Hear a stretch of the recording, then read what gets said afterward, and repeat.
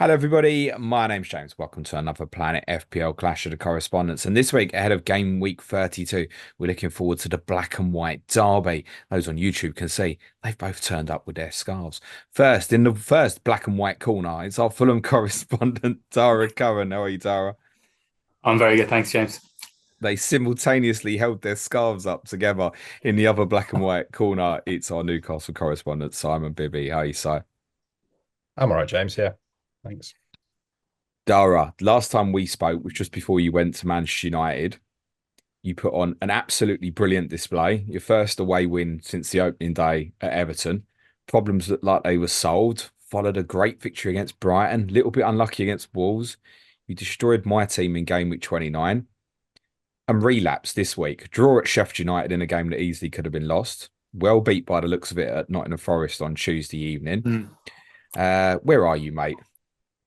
It's classic Fulham. It's just consistently inconsistent. Right? If we could actually string a run of games together, we might be. I mean, I think we're in a good position. We're safe.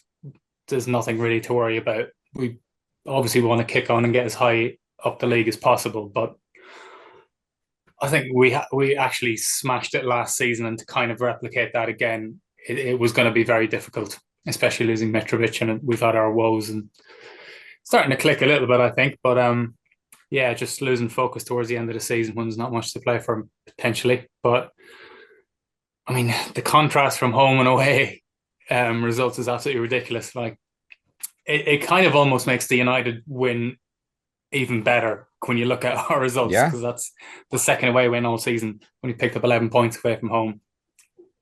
Drop points against silly teams where we shouldn't. Like even if you look at the last couple of results, like beat Brighton, beat Spurs, beat United, lost to Forest, nearly lost to Sheffield United, just picked up a point. You didn't just beat And Brighton and who else did Tottenham. we? You beat And them both lost, 3-0, lost, mate.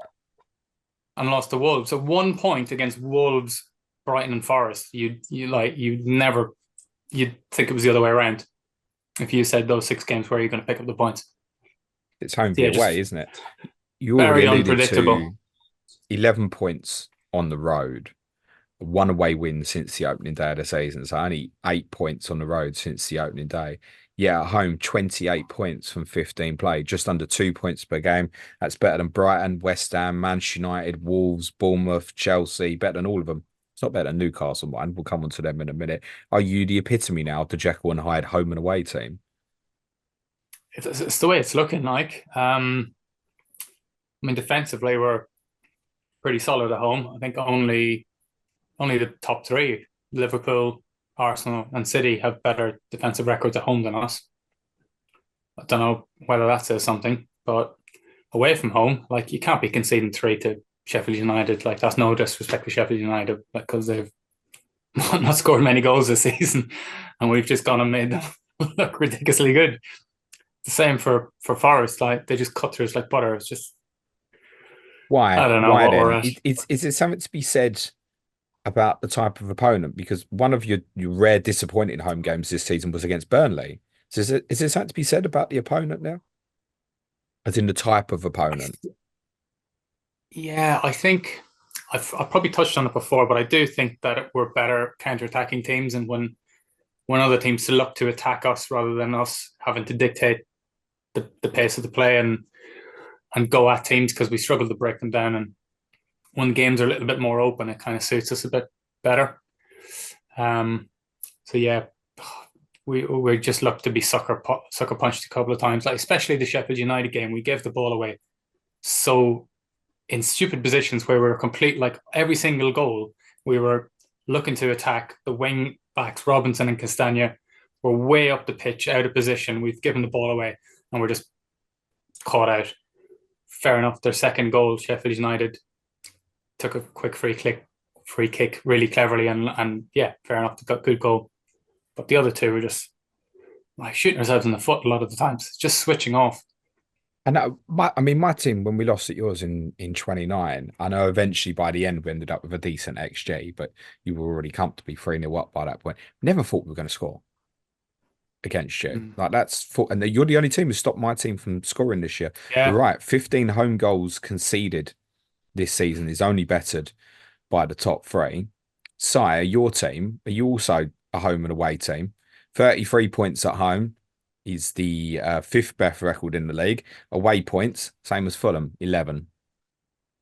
I'd say we're not even a home and away team. We're a game to game team at the moment in terms of form. Like, it seems like we get one good result and like Europe's back on, and then followed by a disappointing one, and then it's all kind of already thinking ahead to the summer transfer window in next season, and then another good result, and then like we're the old Geordie Nation's back on it, and yeah. So if that pattern persists, then maybe we might get a decent result this weekend against Fulham. You have already won at Fulham this season. We have, yeah. Is there anything in that? I was just looking at the team actually. It's not, well, I'd say it's not massively dissimilar to the team that we're probably going to put out this weekend, to be honest. It was the game, I think Joel Linton got injured in that game, went off for half an hour with a 2-week injury that turned into a season ender. You're not getting injured at Sunderland? Season, re-injured it. Oh, we re-injured it. Okay. Yeah, yeah. Which is another actual story about injuries and re-injuries and from our season, I suppose. But yeah, definitely away from home, we've won 3 games, and at home we've only lost 3 games. So yeah, you could put us in that category this season for sure. Just wondered though, Dara, did they catch you at a kind of opportune moment as you were just off the back of the semi-final with Liverpool? We're obviously referring to the FA Cup full round game. Yeah, I think probably the focus would have been on that Liverpool game. I can't remember how quick the turnaround was between those games, but Wednesday and Saturday night. Yeah, I mean, I'm sure we still would have had a little bit of focus on that game because, again, we were kind of just languishing around about 13th. You were also the stadium wasn't full, was there? Because there was a bit of a protest. There was a protest. That's right. Yeah, there was a protest for that one. I mean, it wasn't by design. It wasn't an official protest. It was just people just went, nah, I'm not paying that. Nah, fuck that. I'm out. Like, people just got pissed off. And it was probably the opportune moment to actually have a protest, because a lot of times the season ticket holders, they're not affected by it for the most part. And when it comes to the cup competitions, then it does actually affect more people. And then they go, oh, yeah, no, this is a lot of money. So probably should have done a little bit more. I think like there's so many clubs at the moment who are having the same issue. You see Man City fans, I don't know how many of them there are, but they're complaining. What did you we've got Spurs fans complaining. Yeah, we've got all sorts. So it seems to be the direction that a lot of clubs are going, getting rid of the hardcore long-term supporters that have been there through thick and thin and replacing them with tourists. It's a theme every time you've been on this season, Dara. It's become a theme. We've ended up talking about ticket prices at Fulham. I mean, it's obviously we do so well at home. Craven Cottage, I saw. Was that real? Was that an April Fool's thing? I can't remember when I saw that. There was like part of your refurbished stands going to be like a swimming pool. That's been there from day one. Yeah, that's in there. Dara's on the way. It's obviously obviously our home form must be down to all these amazing fans that are paying £4,000 a ticket to go and see Fulham play and cheer them on. That's the correlation you've got to pull there. So there's definitely something in it, though. I mean, with a club like yours and the size of St James's, we would expect way more of probably a home away imbalance, but we wouldn't expect you to only have 11 points. And admittedly, you've played 2 less away games than Fulham, but less than a point per game away from home for Newcastle is pretty shocking, mate. Yeah, it's not great. So what's the solution? Because I'd sit here right now and look at the 2 teams' form, home and away, and go, "Well, Fulham will win at the weekend." I would have to go back and have a look at when those away games came, but it feels like after Champions League games, I don't remember us having too many home ties, and just generally like our cup fixtures, including Fulham away, have just been like absolute monster this season. So I think that combined with like the injuries, it's easy to like label it because of the injuries, but there's just been like a bit of a drop off, I think, in all departments across the club all season. So I wouldn't have expected it after what we managed to produce last season, just not quite being able to get up to those levels again in the way that we play as a team and house style. I think if you're not completely on it and you haven't got that time to really game plan, like for a week at a time, like we did last season, I think, it's kind of natural, a bit of a drop off, but yeah, definitely not where we want to be in terms of our away form this season. Are the fans angry about the injuries, Or is it just mitigating it's unlucky, that's what it is? Or is there something more to it? Oh no, I'd say that they're definitely starting to ask questions. I think there are questions to. I'm sure the board are asking them as well. And we were talking just before we started recording about a story that's going to come out in the Athletic this Friday about Howe and his injury record since he started at Bournemouth and how it's continued into Newcastle as well. And it's a pretty similar level of games missed. And so I think there is something in that. And he's talked a lot about, his style of play and the way that the team's ethos is and everything else. But there's got to be more than that. I mean, we've always historically had terrible injury records, but previously it's been training ground, pitches, and things like that. And that shouldn't be an issue now. I know that the current owners have invested in that side. There's more to come on that front. But yeah, definitely, I think questions are being asked and will continue to be asked about how and his team's training methods. And if we see a similar thing next season, I think that could actually spell like potentially the thing that finishes his reign as Did Newcastle you manager. did you largely escape injuries last season? It feels like you did from memory, but I'm not sure if I've got that right. Yeah. I guess you could say there's two sides of the coin, right? If we were lucky last season, you could say that we were unlucky this season. But I think it's a gradual thing, and every time that I come on here, we talk about the fatigue factor and when that was going to catch up with us. And I think we when we were having previous conversations, it was around like potentially drop off in performances, but never thought it would be this level of like injury crisis that we've had this season. Some of it's been unlucky, like Pope diving and doing is dislocating his shoulder, and some of the other injuries you can't really account for have been like contact injuries and things like that. But it's more the way the players have been managed and been brought back. There's definitely a feeling like players have been brought back too early. Players have been commenting about the fact that they were kind of given a choice themselves. And there is, I think, a bit of a mentality issue with the club in terms of like do everything you can for the badge. It's a bit old fashioned in a way.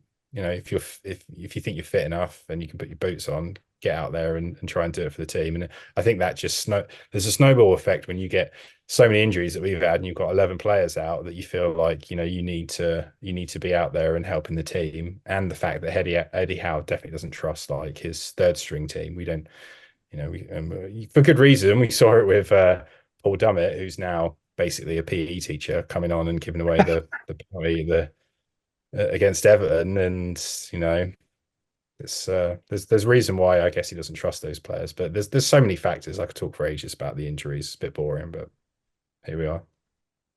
Is there anything to be said for the pitch at St James's? I tell you why I say that. If I can just jump in, you've obviously mentioned about Pope. Pope did his diving, right? You've had very recently Lascelles ACL on the pitch. You had Livramento do his ankle on the pitch. I'm thinking earlier in the season as well, Tyrone Mings, ACL, Rico Henry, ACL, all at St James's. Could there be anything in that? Interesting. I mean, potentially, it's if you ever been pitch side at St James's Park, you'll notice the slope is something else, and whether that has an impact on angles, the weather is obviously cold up there. We've got under soil heating, and the pitch looks good. So I don't know. Potentially. I'm not. It's not really my area of expertise, to be honest. But it's interesting you pointed it out. Those kind of like knee joint injuries are all seem to Well, those be. ones I mentioned all are, and three of them are Yeah. ACLs. Yeah. I don't know if Botman original injury was at St James's. I can't recall, but I think the final problem was at the Etihad, wasn't it? I think. Yeah. Yeah. I can't remember when he originally got it, but I remember him being like, carried off from the field. I've got a feeling that might have been at St James Park as well, actually. Potentially. It's interesting. It's worth looking at. It's definitely something you'd think the club overall above Eddie Howe will be taking into consideration when they look at the end of season review, trying to come up with solutions. But yeah, if it continues into next season, it might be a case of we all kind of roots lead to Eddie Howe and the way he sets the team up, the way that he wants them to train and play in twice a week, and he might not just be suited to the kind of this level of football, putting a team out every 3 or 4 days potentially. Has there been any form of turn amongst the fan base? Eddie, what, sorry? Any form of turn amongst the fan base towards wanting to change a manager? If you listen to the Newcastle chat that I'm in on Twitter, there's definitely a couple of guys. Shout out to Danny Snow, who is he's had a bit of a campaign against Howe for quite a while. Not just Howe, Dubravka as well. If it was up to him, he would have had half the squad fired off into the sun, I think, by now. There's definitely, I think, a bit of a split. I think the fan base is just frustrated more than anything else. Part of that's born out of how good last season was. You know, like you're going to get highs and lows, and it's never like a linear journey to get to where we want to get to. But last season was so good that, and this season to an extent, it's been kind of, there's been highlights, definitely like highlights, very memorable games and results splattered amongst a lot of disappointment and frustration. I think West Ham 3-1 down, even like I was like looking for something to stab. It was that stressful and frustrating. And then even that game, like in the space of 25 minutes, complete turnaround, and our season turnaround as well. And then Everton's kind of, a bit of a low again. It's interesting, Dara, when I look through on FPL website, do you know how many flagged players you've got at the moment? 3 or 4. None. It's not a Oh, single player. Fulham players. Yeah, Fulham. Yeah, There's yeah, yeah. not a single Yeah. player flagged at the moment. I know you have had some injury Is issues, but Diop not flagged, or is he just? not currently at time of recording on Wednesday afternoon. We are pre-recording this, everyone. At this moment, Oh, no. yeah. Yeah, I thought he Um, had a knock, but maybe that's since been right. Yeah, he could just be not be making the squad. Whereas for you, Si, Pope, Trippier, Botman, Lascelles, Livramento, Target, Almiron, Miley, Joel Linton, Tonali, Wilson changes page to page 2. No one on page 2, interestingly, with a flag That's at the good. moment. Just the full first 11 then, pretty much. I From mean, to be fair, you're not actually exaggerating when you say you could put a decent 11 together from all that. Who are we expecting back soon? What's the situation with trips at the time of recording? There was a local journalist tweeted at halftime the Everton game that apparently it's another couple of weeks for him. But the speculation was wild yesterday on which players were going to like out for the season. There's so many people around just trying to get some clout for teasing the fact that someone's got a season-ending injury, and then it has to be like even the Pope thing. I think you mentioned it on one of your streams that there was a rumor, and it was pure just like speculation rumor that Pope was out for the season, but because of the whole hysteria around injuries, um, I'd say who's going to come back soon in terms of FPL. I think it's advantage to game week 35 wildcarders, bench boost 37. Lot. I think Trippier, we'll know about Trippier. I think Hall's been impressive. I think it was just fatigue the reason he came off and he's not been playing a lot. And I think like Dan Burns well has been is potentially interesting. But for me, I'm not touching that defense until Pope comes back, and hopefully he will come back around game week 35. I think is the thinking. That would be some timing. You got Pope and Trips back for that. I'm looking at 33 going, yeah, anything after 33 is fine for me because that's when my team obviously visits. Is that all we're expecting back? Pope, Trips, Callum Wilson got a chance before the end of the season? I think he'll come back. I think there might be a few that you are like just kind of appear in training and are on a team sheet that you wouldn't expect. I mean, his injury was a pectoral one, which he, again, just how random it is that he did wrestling a defender in like the 90th minute of a game. So bizarre, but you'd think that's the sort of injury like you can, keep your match fitness to a certain extent. I don't know the extent of it. He might have half ripped his arm off. No, No if you're injury. running like that, sorry, this is really bad for the audio, but you run with your arms, don't you? So Yeah. I don't know So how much running can you do. I did maybe it. I actually career tore over. mine. I tore a muscle on the back of my shoulder and went all the way through into the pec.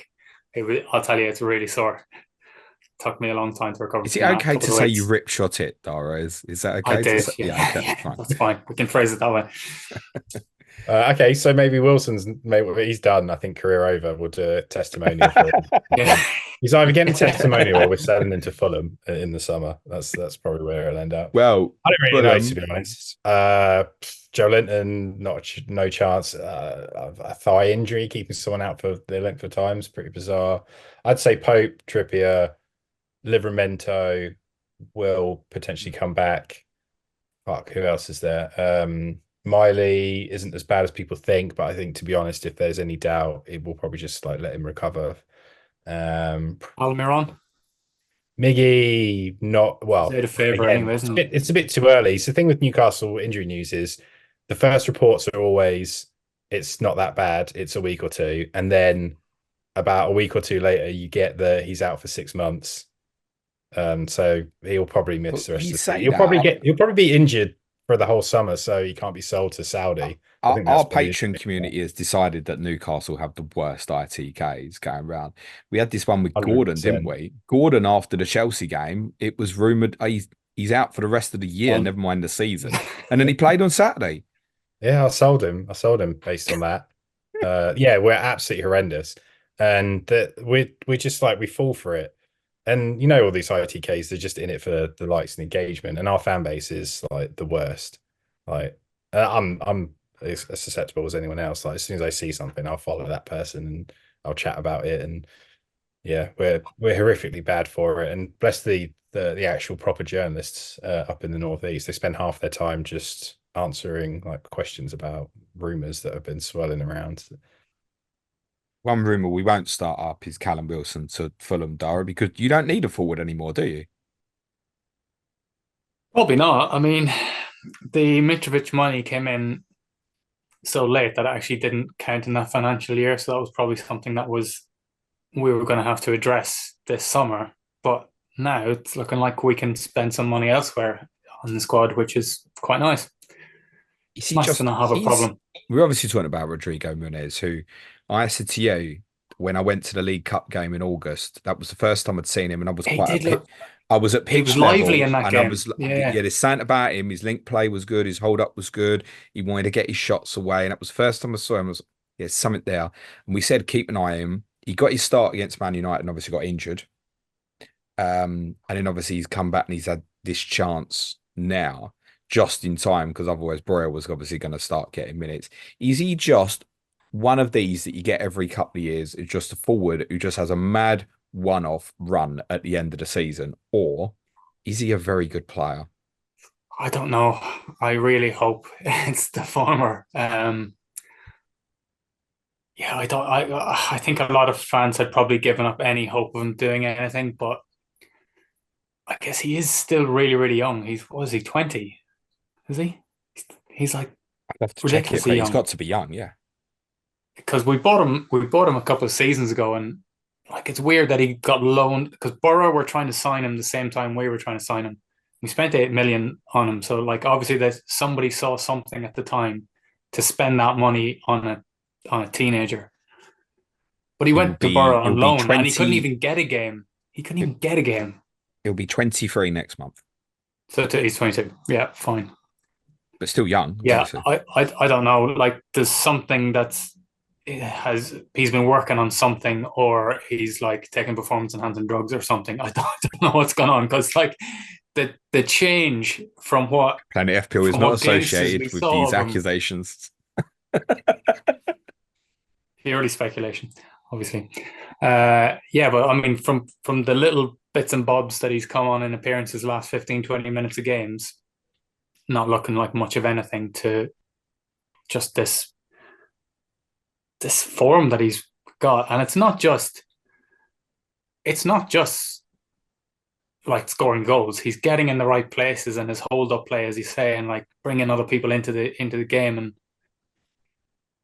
he's doing a little bit of what Mitrovic does, but he also has the pace as well. Like he's got it.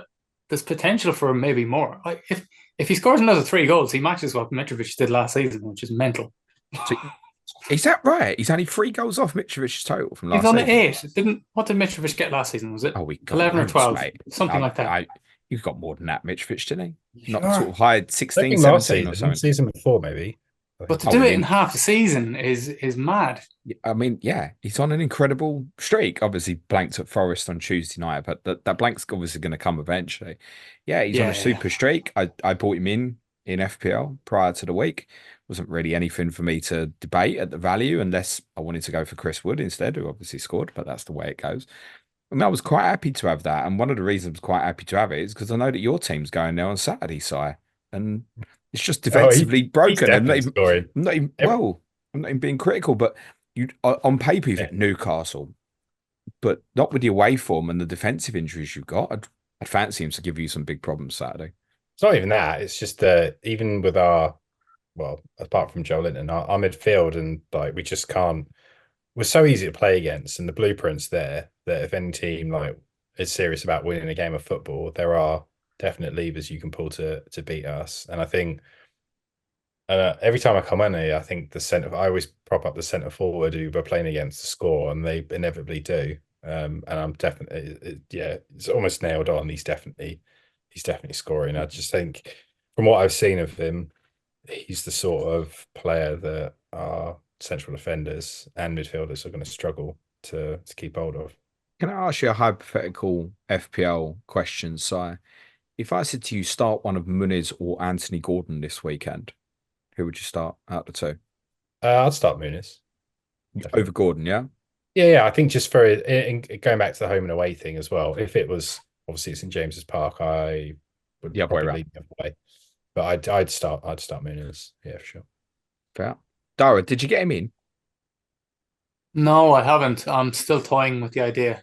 I'm not Keep sure if I waiting. will. Let the I rest of think us enjoy it.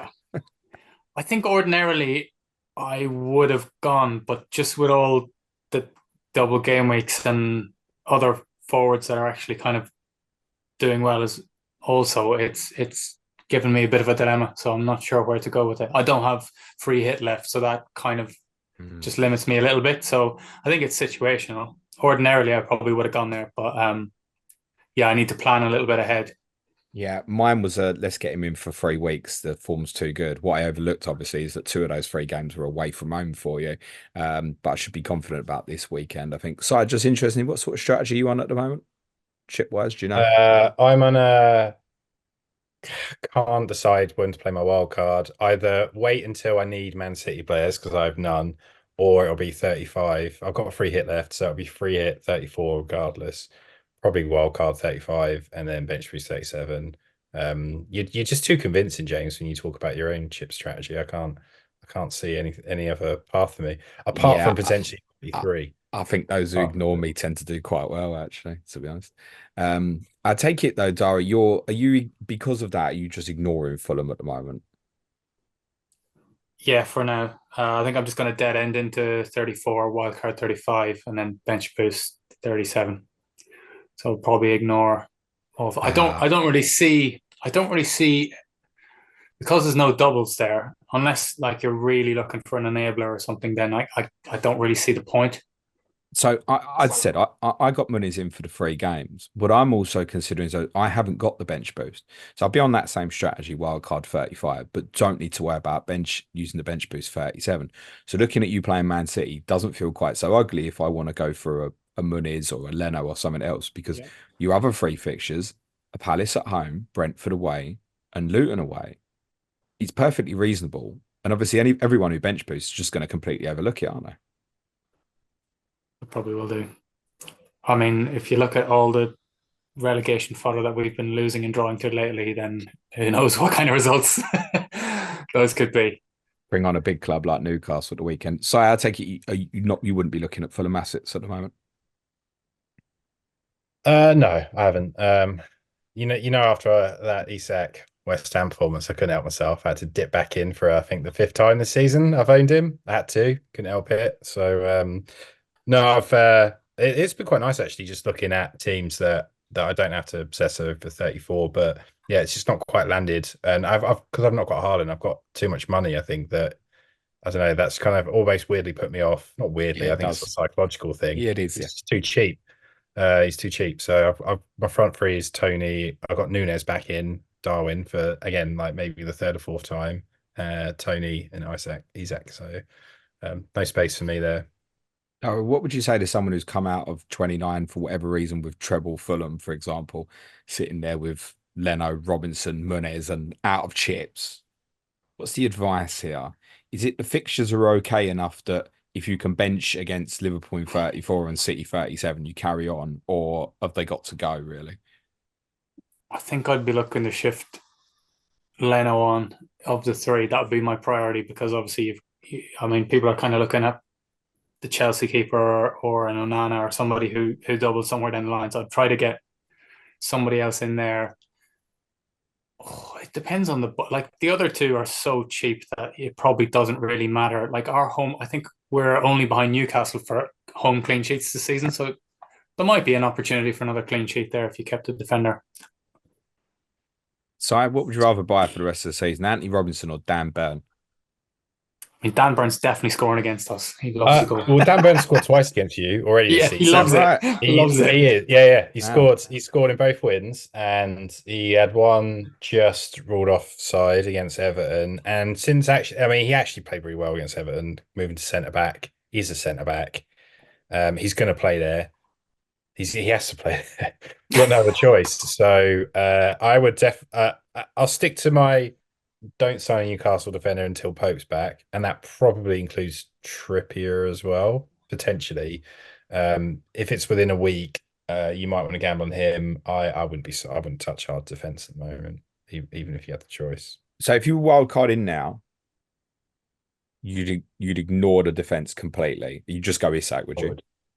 No, Gordon. I would go Isak, Gordon, and Barnes Okay. because that would bring joy to my life. I was chatting to the lads in the chat earlier, and I think they've played maybe a combined less than 2 full games together this season, and that's our like best front three players, irrespective of whether that's the best fit for front three. And I need to see it. I need it. You know what the problem is, though, Si? I think the problem What's is that? for the teams that double in 37, when you start talking about treble ups, everyone just wants to go three attacking players. That's the problem. So then you go, well, I don't want double of anyone else. So it's like I'll have one Newcastle, one Tottenham, one I don't care, Chelsea. mate. If those three are fit, I'm having all of them for a little run, or like next season potentially. Like they're going to be well, Barnes will definitely be cheap because of the minutes he's played. If But if you had to buy Barnes or Gordon now, where would you go? oh, you still get Gordon. I Okay. think you're not Barnes isn't. He's just played 90 minutes, and there's even a question I think of whether he starts. I don't think he will personally. I think he'll come off the bench against Fulham. I think he'll keep playing Murphy, even though Hal knows Murphy's pretty shit. He's just fit, and you saw against Everton, we don't have the legs off the bench. So no, I'd still go Gordon. I think Barnes potentially, given the opportunity, might do better than Gordon away from home in some of our remaining fixtures. But consistency wise, as long as he gets through the next 2 games without picking up that 2 game suspension, I'd definitely go Gordon still. Are you expecting at some point Gordon to go to the right to enable Barnes to play on the left? I don't know if I'm expecting it, James, but I need it. I need it in my life. I need to see our three best attacking players on the same fucking football pitch for more than 10 minutes this season, or else I don't know. I might just give up on football. It's been that stressful a season, and we just haven't seen it. I think Gordon can play on the right, and I actually think for Isak, it's potentially a good thing. You'll get less of the constant like cutting in and shooting and being at the back post for crosses that Gordon is, to be fair, like executed very well and consistently this season. Definitely like yeah, Miggy's injured now. Murphy just is, I don't know, I'd rather play him right back, and he might have to play right back the way that things are going. Than disrupt that. They're our three best players when everyone's fit anyway. We just need to try and get them out on the pitch and see how it works. And I think even for Gordon, like potentially from an England perspective, I know he's going to go there if he goes as the backup or a left winger, but just having that versatility as well, I think is something else for him. Like, he's kind of proven it at international youth level. He can play third striker or be third string striker in that squad as well. So I think he'd be quite motivated to show that he can play out there as well for the remainder of the season. Yeah, I think he certainly staked his claim as well. He did fine for England during the internationals as well. Yeah. If you had to buy a defensive one side now, so we're all trips out of that conversation. Mhm. Which one? Newcastle. Yeah. Dan Burn, I'd go for. Shah, he looked like I didn't think he was going to make it through West Ham game. He looked like I don't know if he was doing his like fake injury thing, but he was clutching that hamstring like he was about to fall off about 5 times. I wouldn't be surprised the way our injuries are going with these little runs of consistent games every 3 days if something happens there with him. I think it's got to be Dan Burn, to be honest. He's moved to centre back. He looks better there. I think he's still a threat on set pieces. Almost scored. He's already banged 2 against Fulham this season, and he's definitely scoring again this weekend. And he's going to play. Even if we got all our players back, Howe just absolutely loves the man. So he would move back to left back. If that's the case. So at the moment, I think he's probably the only choice. I'm personally potentially interested in the Hall, but I'm going to wait until 35 and see what the situation is. Yeah, I suppose if he does well over the next few, and it looks like he's going to stay at left back at 4.2, that becomes interesting, right? Becomes interesting. I'm not going to have much space if I've got Gordon, Isak, and Barnes in my wildcard squad. So I know that am I? if Barnes is locking down a place in the team, that's the three that you'll go for, unless you've got fear over Wilson nicking some of Isak's minutes at the end. But I think by that point, you're only playing once a week till the Man United game in 37, so you should be all right. Yeah, I think the gaps once we get through this one aren't too bad. So I'd expect our best 11 to be playing in starting every game. The challenge we've got, as you saw with Everton, is end of game, who we've got to bring off the bench. That's going to be a factor this weekend, I think. I just think squad's better than ours at the moment. You also do have brilliant fixtures left. Fulham, Tottenham, Palace, Sheffield United, Burnley, Brighton, Brentford, with obviously the Man United games to go in there, is probably the best of what's left. Is there any target left on this season? Do you feel like have you got to qualify for the Europa? Is fifth still reachable for you? Is there any target at this stage? It just changes game to game, depending on results. After the West Ham game, obviously we're in, they're our rivals for one of those European spots. Felt like, we'd really kind of got momentum going into the Everton game. Dropped 2 points, but then West Ham could only get a point against your lot. So we're kind of as it were, really. Only. For that. It changes week to week, mate. But I think Europe is any European football going into next season, I think it might turn out to be almost essential if we actually do want to keep hold of Bruno. I don't think Isak is going to get sold this summer, and I think he's even come out today and said he's happy to be in. I think that's genuine. I think he is happy to be in. I don't think the club will sell him. We'd be mad to be honest. I think everyone else in the squad, even Gordon, from my perspective, is you have conversations with teams about if we do need to raise capital, but not Isak. I think he's the one untouchable one in the squad. Okay, Dara, is there any target for Fulham from here? I mean, if you'd taken 5 points at Sheffield United and Forest, you'd be level with Newcastle, joint 8th. Yeah, I think we probably flirted with the idea of some sort of a European spot at various points, but we just haven't been able to put a run of fixtures together and actually kind of throw ourselves in the mix properly. It's just kind of dangling that carrot, and one good performance that takes us closer, and then one poor one that just takes us out of it again. So I think realistically, it's probably done. That last couple of games has just ended any kind of hopes of that. Okay, keep playing well at home, won't you? Have you got any? Finish ahead of Chelsea is probably the aim now, isn't it? Well, surely you finish above Brentford this time, surely. I know we could relegate them, but I think we've got them close to the end, haven't we? Second last game. Match 36, yeah. We've got Luton as well on the one. Is it Luton on the last day? Yes, you do go to Luton last day. That could be an interesting one. Might just have to let them win that one, just depending on where there could even be some Fulham 1 week punts on the final day. I can see Andy Martin buying Willian now, actually. 100%, he's all in, yeah. Any Newcastle you looking at yourself, Dara, at the moment? Have you got, or?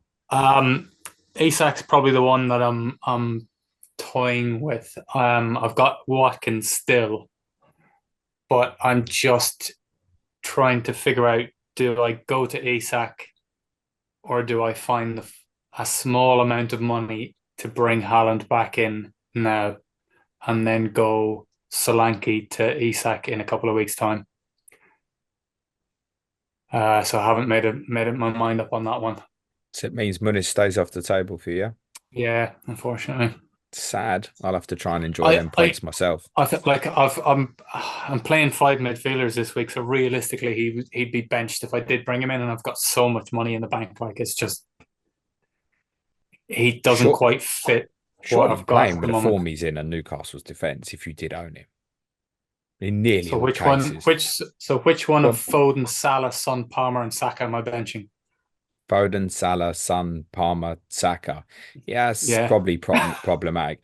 Foden, who knows? By the time you guys hear this or watch this, you might feel like he's a rotation risk. I'd probably that. I'd yeah. play Muniz over Foden. I think Palace Are we away. doing team advice? Can I get some on my team, please, Yeah, James? sure. Why not? Go on quickly. All right. I'll charge you So though. I saw you sold Madison, which annoyed me because I still have him. And whenever Same. you come off Spurs assets, that's generally a good reason to do the same. So my midfield at the moment is Madison, Son, Salah, Palmer, Bailey, and then up front I've got Darwin, Tony, Isak. You So it's asked me. You between. asked me where to go. I'm asking. I'm not. I don't want to make a transfer this week. So who to bench? So Oh, I'm who to bench? leaning towards Madison. Madison. Probably. Yeah. Yeah, he's not getting Probably. the minutes, is he? It's just not in Yeah, massive I'm form. def I want to I keep him think. for us because he always scores at St James's Park or plays well. So I think he scored one goal at home this season. yeah, all right, nice. That's probably the one. I hope I'm wrong and I hope he goes off massively. I could do with the improvement. That's very much off topic anyway. You know what my wish is from this fixture at the weekend? Any No injuries? guesses? Bruno Guimaraes' yellow card, would be quite handy. Not He's happening, mate. He's playing 4D chess. He's absolute savant. He's got through so many games. There was one tackle at Everton where he went in like 2-footed, and it was so bad that it almost looked like he wasn't trying to tackle the player. And I was like, oh god. But apart from that, he's just been. I've never seen a transformation, and what Eddie Howe's got on him, I don't know. He's going to release some dodgy pictures to the press or something. But for him to go 10 games without a yellow card after what he was doing at the start of the season and how pissed off he is in every game, having to play with like Sean Longstaff and the likes. Like, I'm surprised he's not just kicked him, to be honest, and got a yellow card for it. Dara, your own yellow card magnet, the brilliant João Paulinho, has a job for me to. He's on track for 15, isn't he? Is he on 12? Is he? Yeah, he's on 12. What is 15? Is it a 3 game ban? I think so. I can't remember anyone getting. Maybe There's no Jefferson Lerma did it once. Maybe I can't remember. there's no cut off on it. I know that. I think it is a It three must game be ban. three. I think, Yeah. and I think you get called in as well, don't you? You have to go and see the bad teachers or something. Do you know what? He does make a lot of tackles, and some of them are bad. And some of them, I think his name just kind of precedes him, and the refs just whip out a yellow card, and then he just picks up stupid yellows. But yeah, he's probably definitely going to get another ban before the end of the season. Do you expect him to stay? No. It's tough. I think it doesn't look like Bayern will come back in for him. I don't know. That ship might have sailed. So unless somebody else comes sniffing around, then I don't know. I think we've probably got bigger issues. I think people will be looking at Robinson in the summer. How much do you think you get for Paulinho? We need to play like that, to be honest. I mean, surely the same money that was touted 50, 60 million is probably going to be not for us then. Yeah, rich for us. I think. So. I mean, he's signed that new contract, so he's still on a really long contract. Well, if Tottenham make that £100 million bid for Isak that I saw reported in one Red Top newspaper, which you can all laugh at, then maybe you can go there, Si. 100 million. Add a few on. He's not going for less than Bruno. He's a generational striker. You're not. We're not selling him to another Premier League club unless it's like an astronomical, stupid Premier League record, which I don't know if anyone's got that money floating around this summer. He's not going for that. We'll sell Bruno probably close to the release clause that's in his contract. When Nico returns from holiday next week, I'll tell him to get that clip ready for the summer, mate. What's happening with the goalkeeper side? Is he good? Is he bad? I know a few people have said stick Karius in. He's fucking shocking. He's terrible. He's let so many. He can't. I mean, the funniest one was when he let a goal in after 6 seconds playing for his national team. It was hilarious. But the thing about it is he can't. He's like me when I play in goal. For some reason, I can't dive to like my right hand side. I always struggle with it in 5-a-side, and he's the same. But he's a professional goalie. If you like, this is why Son is 100% captainable against us. Is if you put it across his body into the bottom corner. He's not saving it. He's not getting anywhere near it. He doesn't come off his line. I don't know. Like, he's not the slowest goalkeeper. I don't understand why he's not told to play a certain style. Like, he just refuses to come off his line, which has fucked up our entire defense and the way that we play. It's horrific, which is why I said I'm not touching our defense until Pope comes back. He's an absolute nightmare. He was good for us for a couple of seasons when we needed him to, under like Rafa, when our defense was like sat on top of him, and at that point he was a good shot stopper. But no, he's terrific. I don't expect him to come out of the team though. Like, he's not going to. All these stories about Karius playing is stupid rumors. It's not happening unless he like drops 3 clangers in a game. It's not happening. So Dubravka will be the keeper for the rest of the season until Pope comes back, and then definitely I think you will see an immediate improvement, I'd say, as soon as Pope comes back. So can I get some FPL advice off you? If you want. That's what I'm here for. Do I need a new goalkeeper? Yeah, unless you like 2-pointers. Who's your other keeper? Areola. So I'm stuck with Dubravka now, aren't I? And to be honest, the rest of my team looks all right this week. I've said this already this week. I genuinely might make a goalkeeper change this week. Nah, do it. Yeah, it's if you got luxury transfer, just bin him off. Absolutely bin him off. Might do. Thank you, gents. Correct score predictions, please. Dara first. I think you could probably roll a dice on whatever numbers come up. That could be the scoreline this weekend. It could be like a FIFA scoreline. Honestly could be anything. I can't predict it. Go on, guess numbers. Roll the dice. 2-2. Simon? I completely agree. Every game Newcastle have for the rest of the season could be absolutely anything. I'm gonna go for let's go for a 3-1 Newcastle win with Gordon, Isak, and Barnes all scoring, but me only having Isak in my team this week. I'm going to give you home advantage, Fulham, Dara, with Fulham, because your home record and your away record side plus the injuries. Fair enough. But can we, Dara, expect before we finish some changes, considering this very radical move that Marcus Silva made at Forest? With a treble change after 33 minutes, Iwobi, Wilson, and Lukic all taken off. Was it that bad? Yeah, it was pretty horrific. There was no urgency, no pressing, just nothing. He came out and said after the game that if he could have made more than 3 subs, he would have made more than 3 subs. So I don't think they're the only 3 that could be in the firing line. Yeah, there could be quite a few changes. I think Harrison Reed might come into the middle. He hasn't featured for some time. Adama Traore has been kind of pushing for a start with some of his performances off the bench of late. Tete looked really rusty, so Castagna might come back in. Tosin's looked really shaky the last 2 games, although I don't know if we've got anybody to come in there unless Diop doesn't have a flag anymore. Yeah, there's all sorts. I don't know. It could be anything. I think he'd be looking for a response, so he might shake things up. Yeah, I think there's that as well. But one thing that did remain consistent when you look at that the other night is, again, no Breuer in the squad. And despite the fact you were 3-0 and then obviously later 3-1 down, Raul Jimenez not used. Kept Muniz on the pitch all throughout and never brought Jimenez on. Yeah, I mean, he did come in against Sheffield United for, I think it was a centre back or someone. We played with one centre back against Sheffield United. But yeah, in that game, Muniz stayed on as well. So I think if anyone has Muniz, the minutes are going to remain constant unless he picks up an injury. Is Muniz or Isak, are either of them captainable then? If you guys are both sitting here saying, yeah, do you know what, you expect goals, and I kind of think similar. Are either of them 2 forwards captainable this week, Dara? It's hard to look past Salah, isn't it? Like, well, wait till United. Sorry, what am I talking about? That's this current week.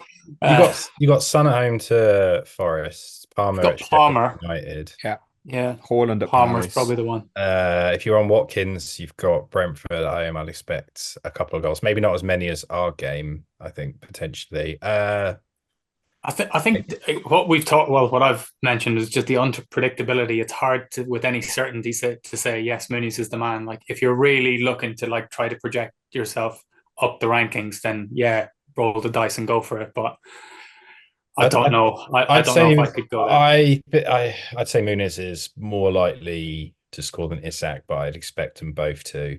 I wouldn't expect them necessarily to double return, or if they did, it would probably more likely be Muniz, to be honest. I do expect points off them both. I think Isak actually might go on a Willock style run. He might just pick up points every game for the rest of the season. It's conceivable, more than conceivable, I think. I think Yes, it's definitely. a man that's wanted, I think, by many in their teams going forward between now and the end of the season. Thank you both Just to so add, much. Go on. he did have a reported, apparently through my own ITKs, have a late fitness test before Everton. And I think that's the risk of him is Is your ITK as shit as the rest of the Newcastle ITK? pretty much, yeah. Okay, Well, cool. this one said that they couldn't confirm who it was, and then we eventually managed to get it out of him. But Bruno had one as well, and then like a couple of, I think Trippier had one, and he failed it. Let's be So honest, right? If any Newcastle player at the moment who's good is anything above 60%, they're playing, aren't they? yeah. Unless it's Paul Dummett, let's just bin him Yeah, but off. you called him a PE teacher, not me. Thank you very much, gents. Thoroughly enjoyed. Dara, anything you want to plug before we finish?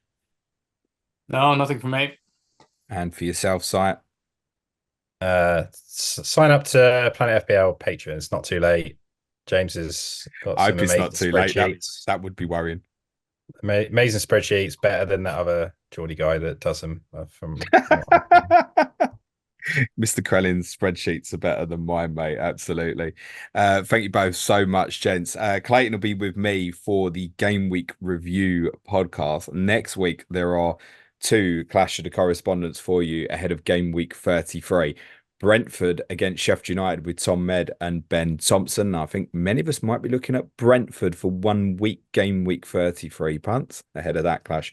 And also Adam Pritchard and Lee Jackson be joining me next Thursday to preview Arsenal against Aston Villa as well. Just sees me to say thanks very much to Dara and to Sai. Good luck this week, gents. Cue music, please. Man child.